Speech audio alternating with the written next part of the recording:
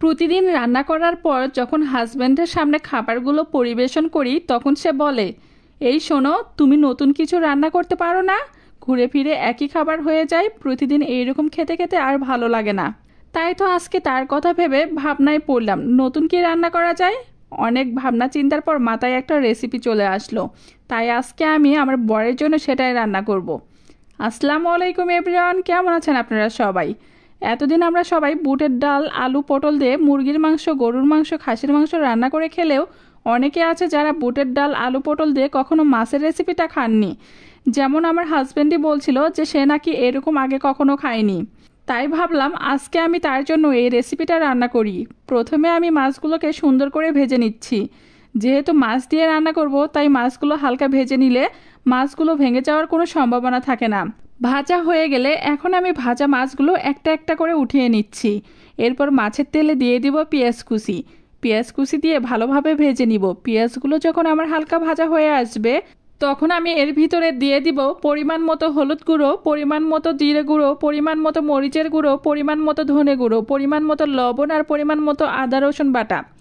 এখন আমি সবগুলো মশলা ভালোভাবে নেড়েচেড়ে মিক্সড করে নিব। মশলাগুলো কেয়ারফুলি কষে নিতে হবে, কারণ মশলাগুলো যদি পুড়ে যায় তাহলে রান্নার টেস্টটা নষ্ট হয়ে যাবে।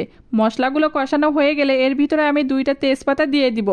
তেজপাতা দিয়ে ভালোভাবে মশলাগুলো নেড়েচেড়ে এর ভিতরে গত রাতে ভিজিয়ে রাখা বুটের ডাল পরিষ্কার করে ধুয়ে নিয়েছি, সেই বুটের ডালগুলো দিয়ে দিব। বুটের ডাল দিয়ে ভালোভাবে কষে নিব।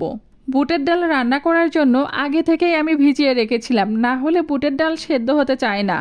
আর ডাল যদি সেদ্ধ না হয় তাহলে রান্নাটা খেতে খুব একটা মজা লাগে না। তাই আমি বুটের ডালগুলো আলাদাভাবে কষে নিচ্ছি। ডালগুলো যখন আমার একেবারে কষানো হয়ে এসেছে তখন আমি এর ভিতরে আগে থেকে কেটে রাখা আলু, পটলগুলো দিয়ে দিলাম। আলু, পটলগুলো আগে বুটের সাথে দিয়ে কষালে আলু, পটল ভেঙে যেত। এখন আমি বুটের ডাল, আলু, পটল 3টে একসাথে ভালোভাবে কষে নিব। কষানো হয়ে গেলে এর ভিতরে পরিমাণ মতো পানি দিয়ে সিদ্ধ করে নিব। আর হ্যাঁ, এই রান্নাটা আমার কাছে আমার মায়েরটাই বেশি ভালো লাগে। এই রান্নাটা অবশ্য আমি আমার মায়ের কাছ থেকেই শিখেছি। আমি শুধু না, প্রত্যেকটা সন্তানের কাছে তার মায়ের হাতের রান্নার আলাদা একটা মজা লাগে, যে মজা অন্য কারো রান্নায় পাওয়া যায় না। সত্যি কথা বলতে কি মজা না, আমার কাছে মনে হয় মায়ের রান্নায় মায়ের মায়া, মমতা, ভালোবাসা থাকে। সেই জন্যই বুঝি মায়ের হাতের রান্নার আলাদা একটা টেস্ট লাগে সন্তানদের কাছে। এই পর্যায়ে তরকারি সেদ্ধ হয়ে এসেছে। এখন আমি এই পর্যায়ে তরকারির ভেতরে আগে থেকে ভেজে রাখা মাছগুলো দিয়ে দিব।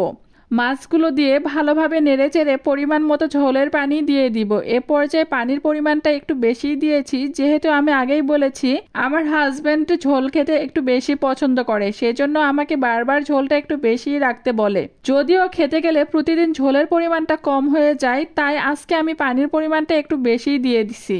এই একই রেসিপিটা মাছ দিয়ে রান্না করলে যেরকম খেতে মজা লাগে, ঠিক তেমনইভাবে মুরগির মাংস দিয়ে রান্না করলে আরও বেশি মজা লাগে।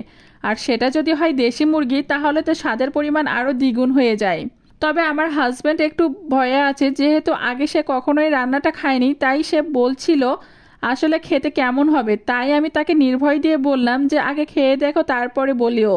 আর যেহেতু আমি এর আগে খেয়েছি অনেকবার, এই রান্নাটা আমার কাছে অনেক অনেক মজা লাগে। যাই হোক, রান্নাটা আমার প্রায় হয়ে এসেছে, ঝোলটা অনেক কমে এসেছে। আসলে রান্নাটা হয়েছে কিনা সেটা বোঝা যায় তখনই যখন রান্নাটা বন্ধ করে দেওয়ার পর রান্নার উপরে তেল ভেসে ওঠে।